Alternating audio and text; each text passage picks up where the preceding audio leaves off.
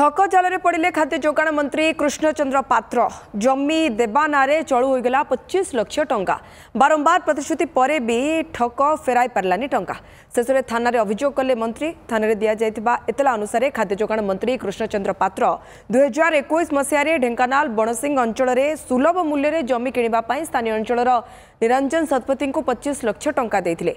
परवर्ती पर्यायर निरंजन जमी दे नथिले कि टंका भी फेराई नथिले। मंत्री को दुईटी चेक देथिले भी ताहा बाउंस होइतिला। या परे 2024 नवेम्बर 30 सुधा अर्थ फेराइबा पई अंडरटेकिंग देथिले तार भी खिलापी होइतिला। शेषरे जणे मध्यस्थी उपस्थित रे जनवरी 2025 सुधा टंका फेराइबार प्रतिश्रुति दे सेतरे भी फेल मारथिले। या भितरे मंत्री जानिबा को पाइतिले जे निरंजन कोनोसी जमी किणी नाहंती कि कोनोसी जमी मालिक सहित जोगाजोग भी करना जो मंत्री ढेंकानाल टाउन थाना रे ठक निरंजन शतपथी नारे अभियोग करछंती। या परे पुलिस धूर्त निरंजन को खोजुछि।